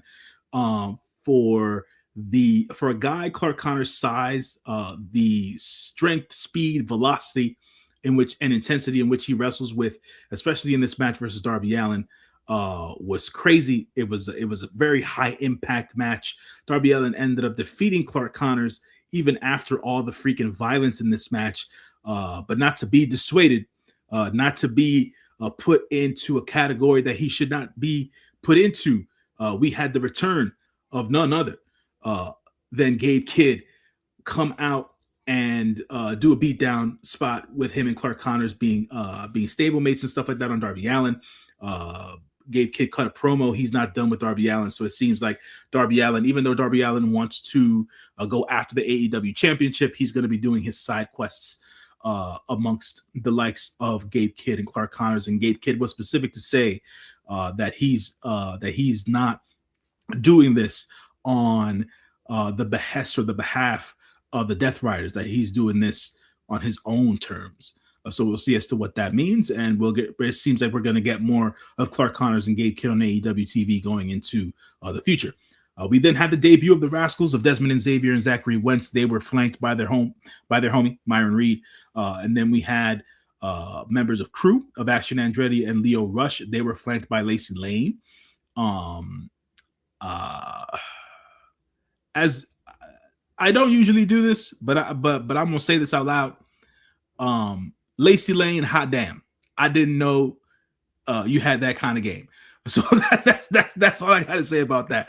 But at the end of the day, the match versus the Rascals and Crew was good. It was solid. I understand the criticisms from folks online. There were a couple of spots here and there from Dez and Zach that were a bit softer than what we're used to on AEW TV. But I just feel, for me, understanding some the physical dynamics of pro wrestling and stuff and things of that nature, I feel like Dez and Zach were being safe and not necessarily trying to be too wild and too hard hitting in a match where it's their first match, especially on AEW TV. I think they still came off well. I think Crew came off well as well. I think this was probably the best showing that I've seen from Andretti and Leo Rush. Leo Rush is still the freaking man. I can care less what anybody says. A lot of people can't hang with Leo Rush in that ring. And for them to come off the way that they did, they spotlighted both tag teams. Both of them got their shit in. Everything looked good. Everything looked crisp, but outside of some of the spots where Dez and Zach were being a bit safer than usual. And it was a good debut for the Rascals. And we then got Orange Cassidy and Tony Storm in a comedy kind of a spot for the show. They did a mixed tag match versus Gino Medina, who seems to be a popular Texas indie wrestler. And here again, we see Lady Bird Monroe on an AEW show here. Lady Bird Monroe seems to have a gymnastics background. She moves very well, and she's very agile and things of that nature.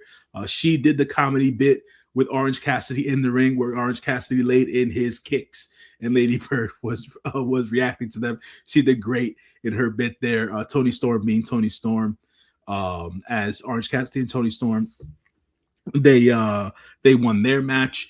Post match, Marina Shafir and Wheeler Yuta showed up to interrupt the proceedings. After they had their back and forth on the mic, it ended up being that Tony Storm and Orange Cassidy will be having a tag match at Grand Slam Australia versus Marina and Wheeler, where it's going to be a hair versus hair match. So look forward to that at Grand Slam Australia. We then had the AEW TNT title match versus Tommaso Ciampa and Mark Briscoe. A lot of the time, folks don't care about what the crowd has to chant during a wrestling show, but when crowds chant "Fight Forever," that's usually a very good thing. Tommaso Ciampa came in like a freaking house on fire, man. He let Mark Briscoe get a lot of his shit in to start this match, and then Tommaso Ciampa, the ring general that he is, took over, did his thing. Him and Mark Briscoe had a fantastic match. A shock title change here. Tommaso Ciampa defeated Mark Briscoe. Tommaso Ciampa now the AEW TNT champion. He had a backstage promo segment with Lexi Nair. They showed off Tommaso's daughter and his wife. As he's as people know, he's a very proud family man. And now he has his new Goldie in hand. And the Psycho Killer is going to do his due diligence on AEW TV. We'll see as to what happens in the future.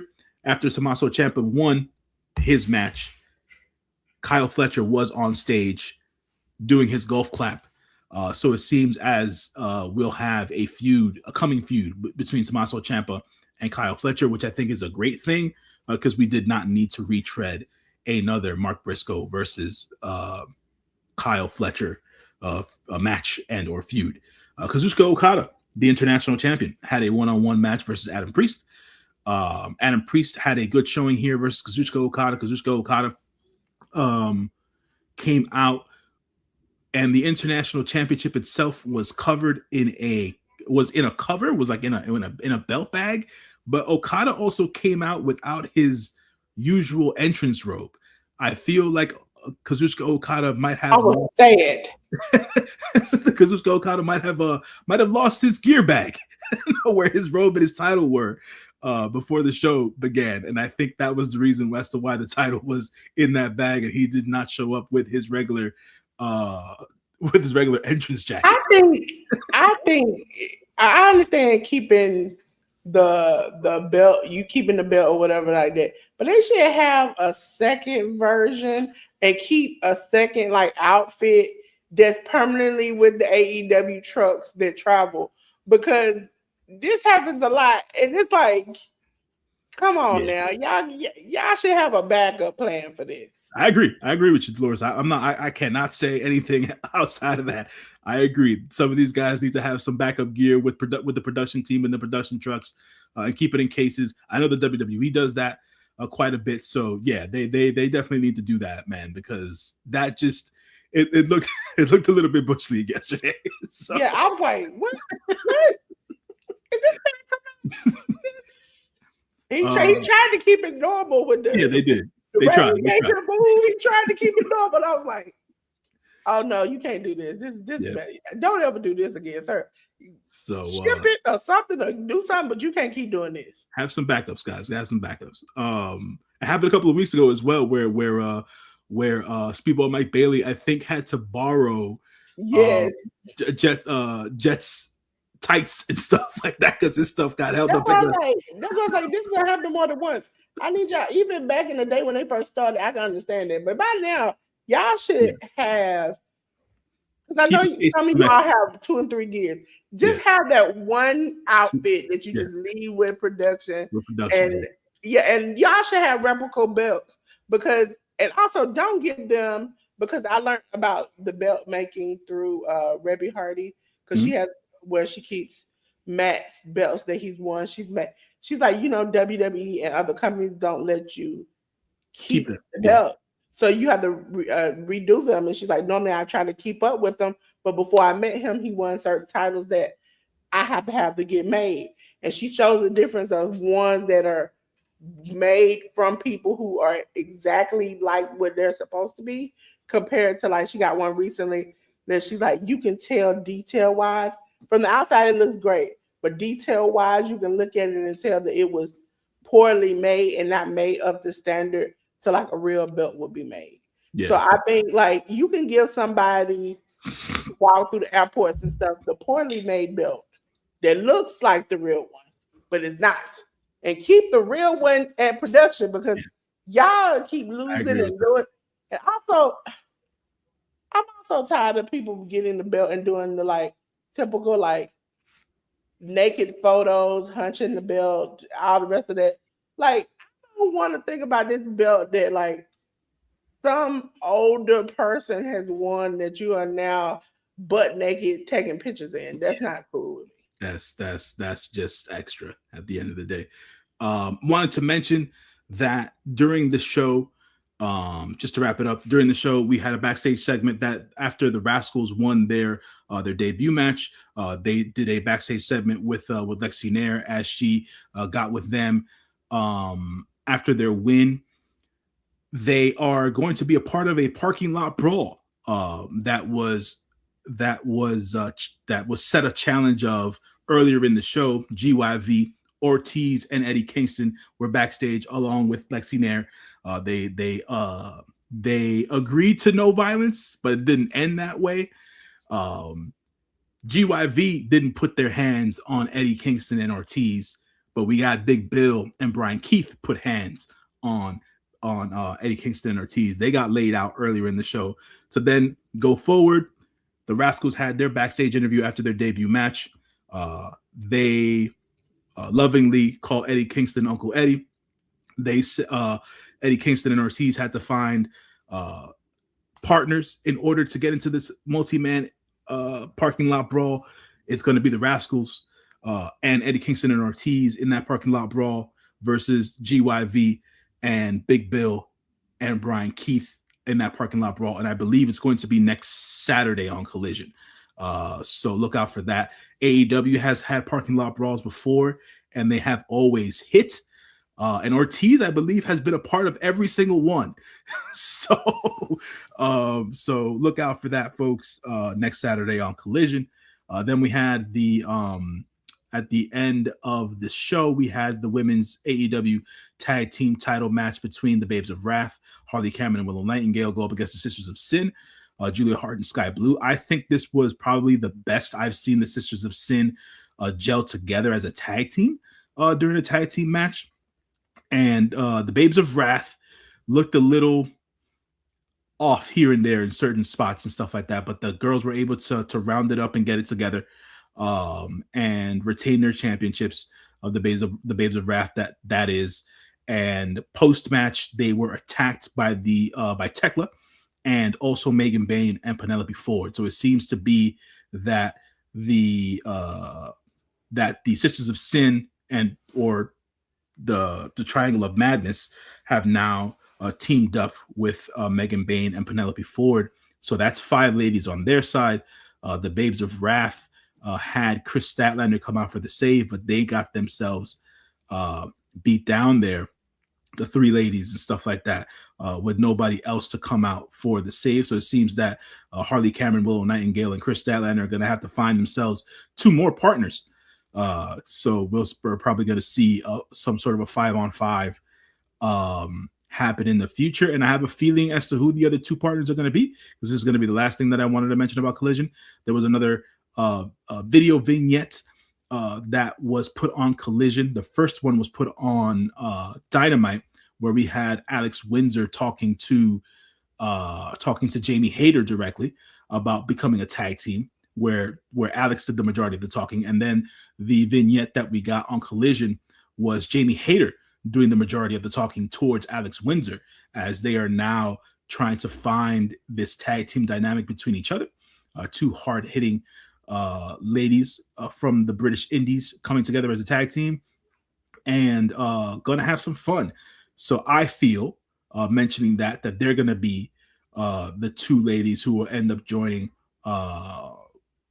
Willow, Harley, and Chris Statlander to take on the Sisters of Sin and Tekla and Megan Bayne and Penelope Ford going into the future. But another solid episode of Collision, nonetheless, for AEW. Yes, J News is coming to the back, and we're gonna hit the gas pedal for TNA Thursday Night Impact, episode 1124 on the 29th on AMC. Nick Nemeth defeated BDE. In a non-title match, we had Channing Lorenzo defeat the hometown man. Elijah defeated Jason Hart. Alana Black defeated Ruthie J. In a holds bar match, Rich Swann defeated. I want to say it again. Defeated. One more time. Defeated AJ Francis.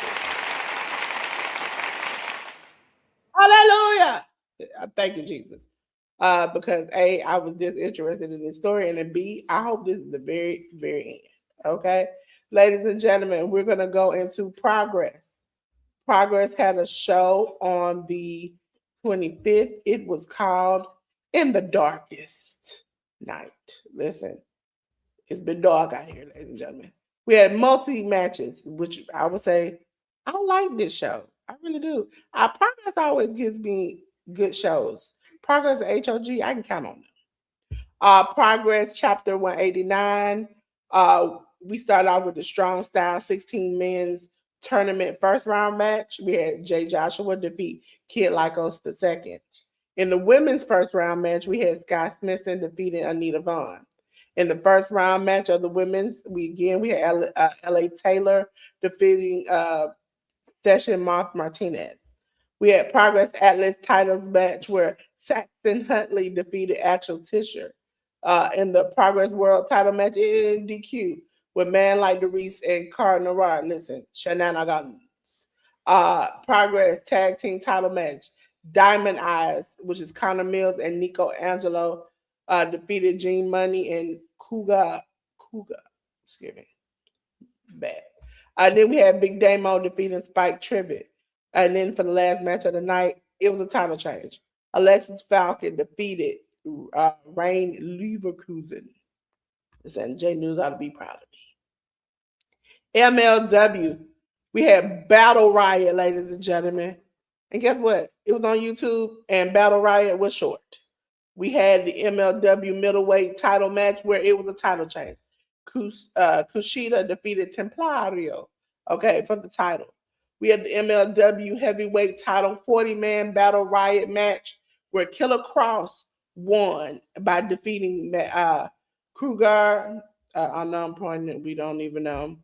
Adam Brooks, Alan Angels, Alex Hammerstone, Anthony Green, Ariel Dominguez. I think I pronounced it right. Austin Aries. Sorry, Thunder. I'm not even going to say the first time. Because every time I say it, I laugh. Ben Bishop Dreyer, Cha Cha Charlie, Cody Fluffman, Diego Hill, Doc Gallows, Don Gato, Donovan Dijak, Festus, Ikuro Kwan, Jesus Rock. Listen, I need y'all stop with this. Rodriguez, Joe Coffey, he was in the match. Josh Bishop, Carl Anderson, Kushida, LJ Cleary, Madman Fulton, Mark Coffey, Matthew Justice, Mr. Thomas, Onyx the One, Paul London, Paul Waterhausen, Ricky Martinez, Sidney Akeem, Simon Gotch, Stallion Rogers, Trevor Lee, and Wolfgang. So, pretty long. They had a lot of promos to promote some up stuff and stuff. Okay, on to my favorite time of the show.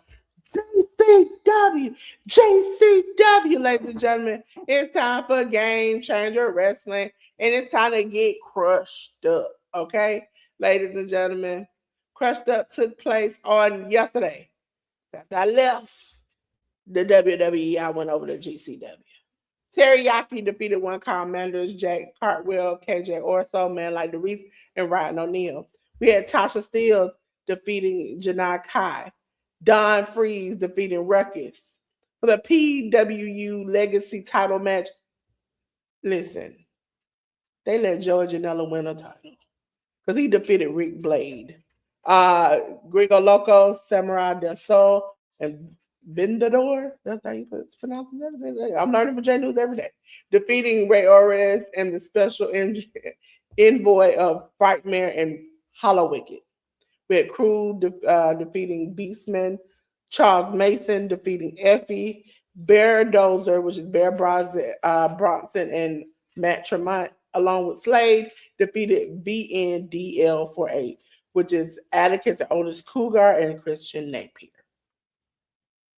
Ladies and gentlemen, on to J News' favorite time of the show. It is New Japan Pro Wrestling, the road to new beginnings.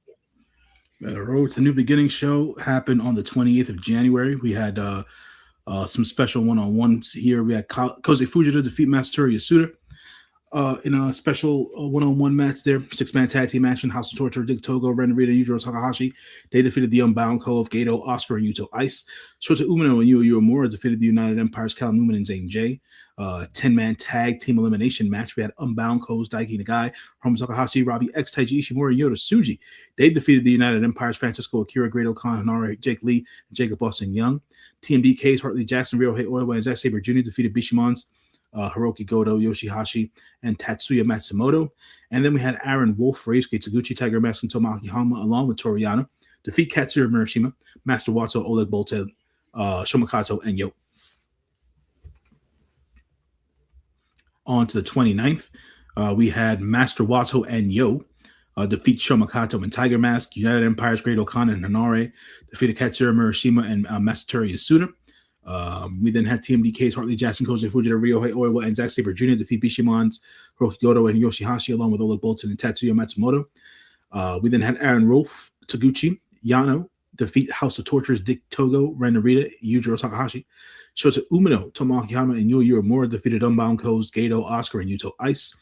And to end the night, we had Unbound Ko's Daiki Nagai, Hiromu Takahashi, Robbie X, Taiji Ishimori, Yota Tsuji defeat the United Empires, Callum Newman, Francisco Akira, Jake Lee, Jacob Austin Young, and Zane J. Yes, ladies and gentlemen, it's time for what? Preview. Ladies and gentlemen, we're going to start off with GCW. You know I'm excited because it's Orange Crush presents Superpower Slam. Ladies and gentlemen, GCW is hosting this show with them.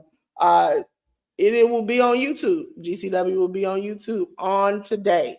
So after I leave you all, guess where I'm going? GCW. On the kickoff show, we have the Orange Crush presents Superpower Slam kickoff with Jordan Blade versus Janai Kai versus Gabby versus Nikki XS. We have on the main show. We have Charles Mason, Darian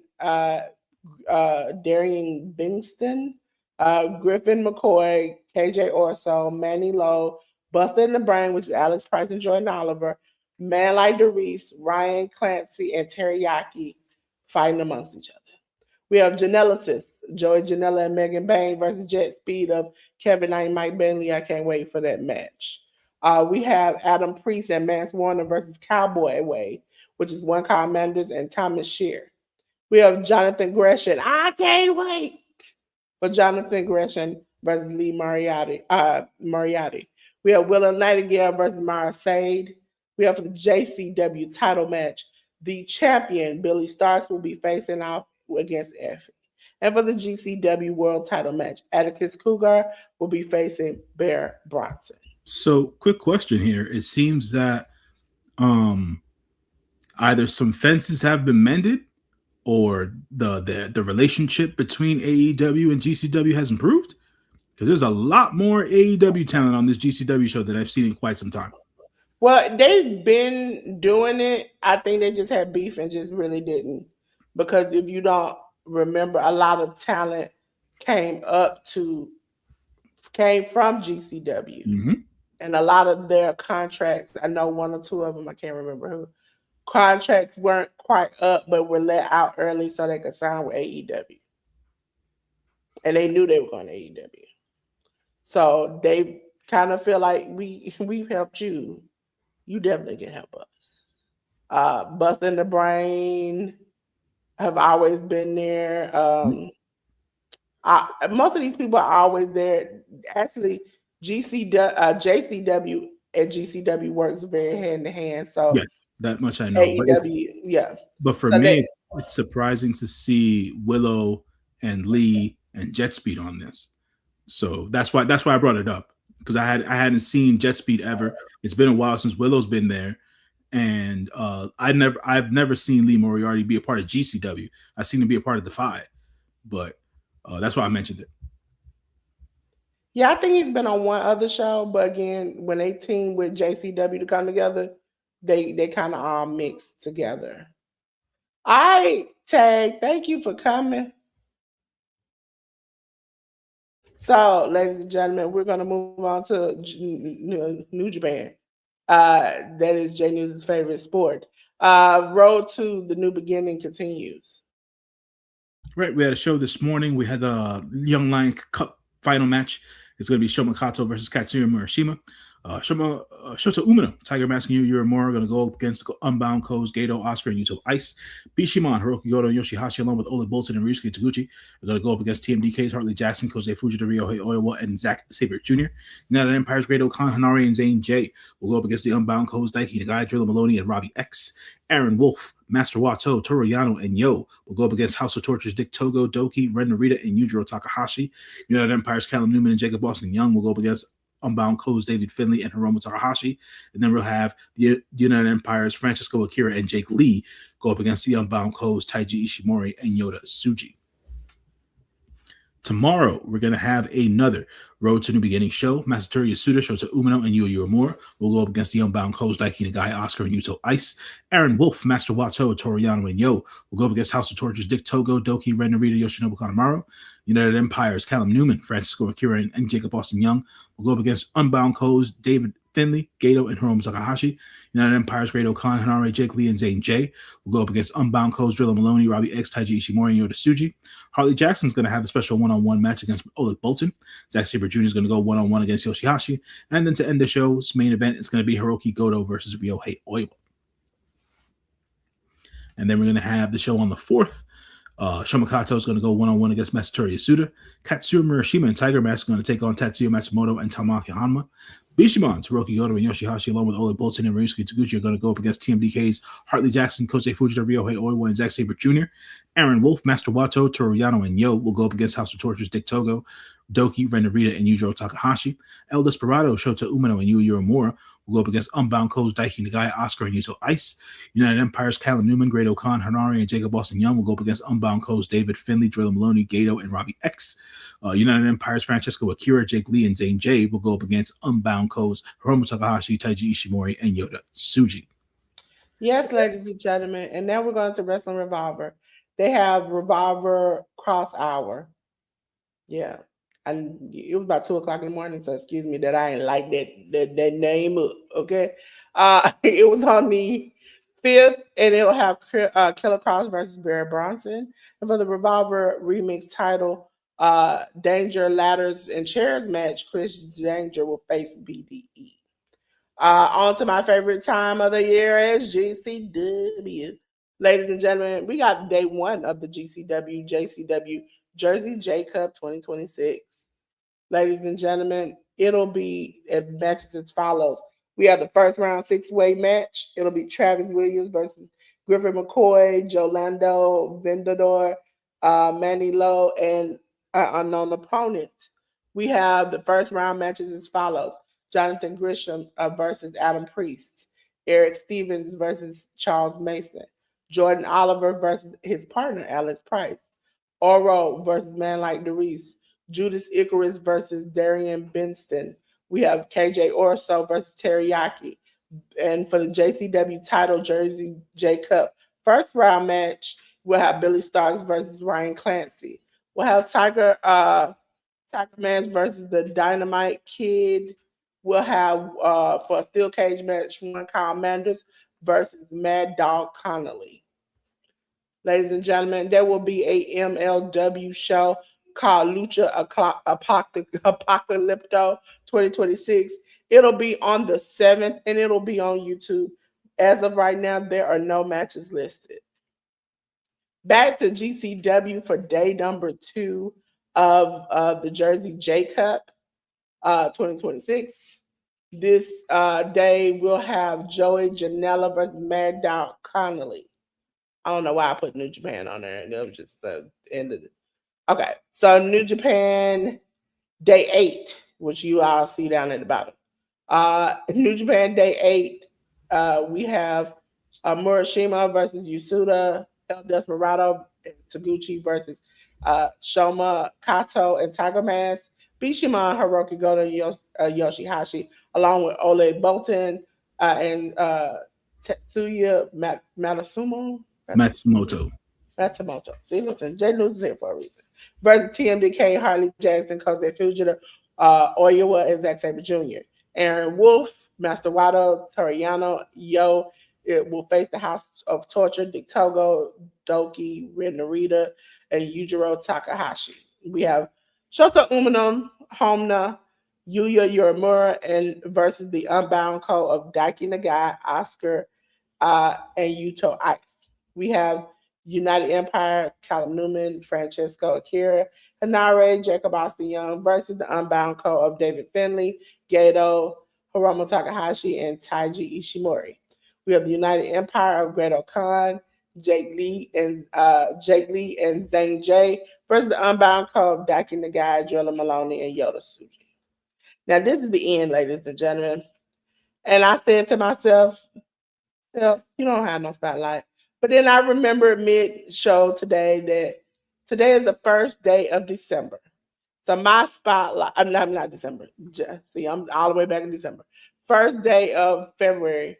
And so I will be doing spotlights this month of the people who are my spotlight on my post section because I have something come out every day.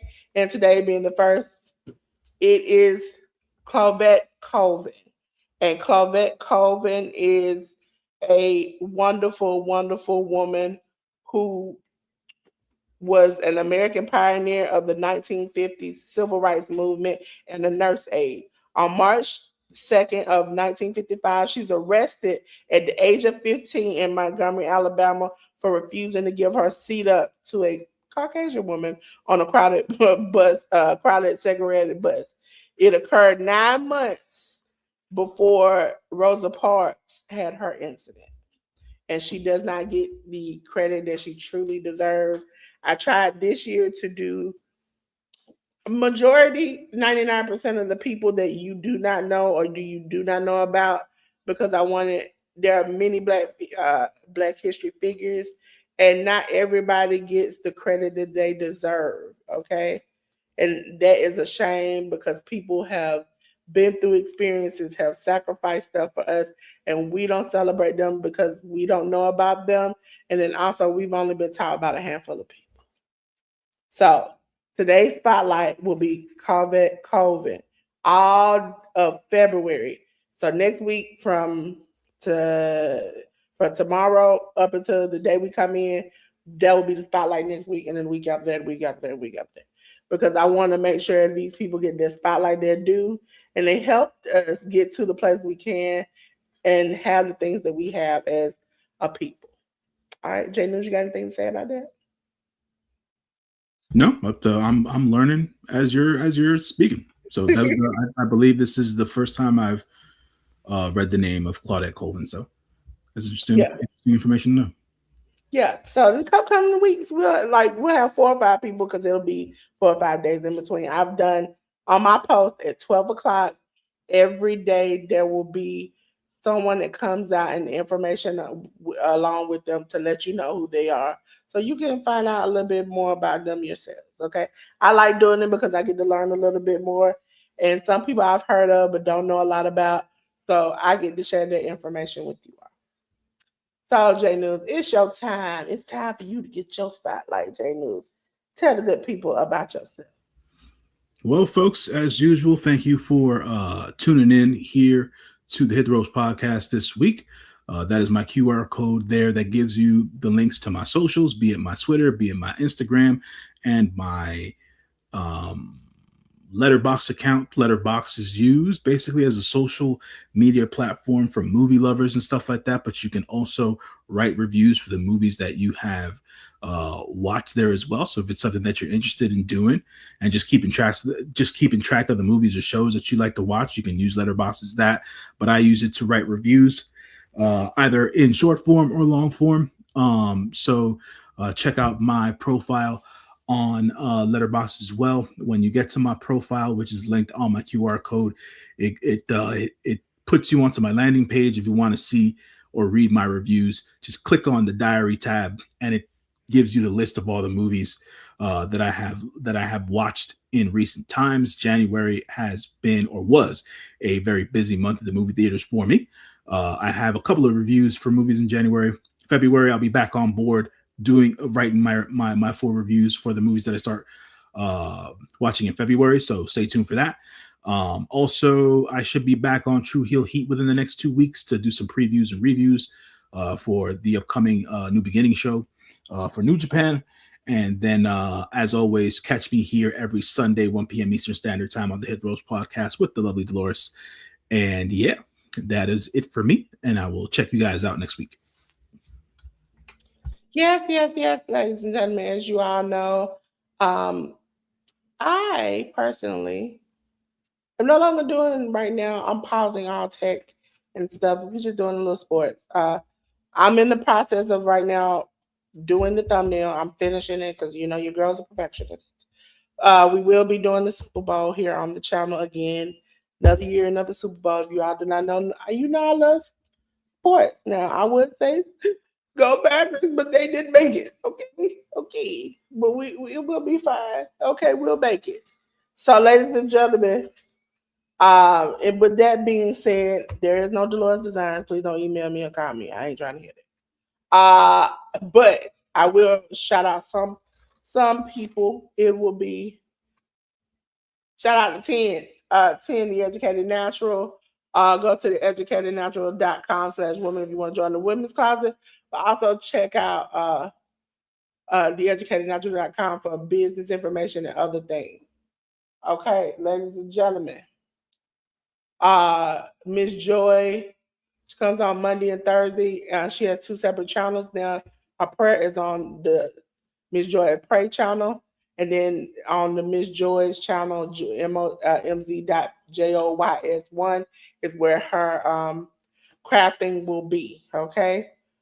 Also, please check out the Workhouse Wrestling Network. Shout out to Nika for coming on yesterday, and go on over there and gallop on over there to the Workhorse Wrestling Network.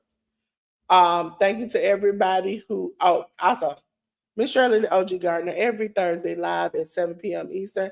She'll teach you about life and gardening and so much more. Please go check her out. And happy 4-year anniversary for her channel to Miss Shirley the OG Gardener.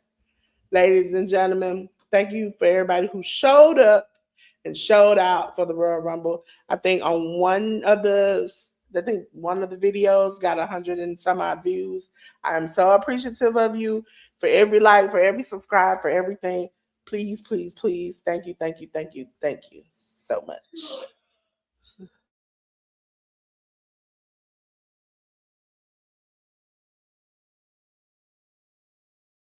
So, ladies and gentlemen, I'm gonna cut it short today. I'm gonna say thank you. The house is on fire. We're about to put it out. But until then, I'm gonna cut the lights out. And I'm gonna tell y'all, see y'all next week. Peace.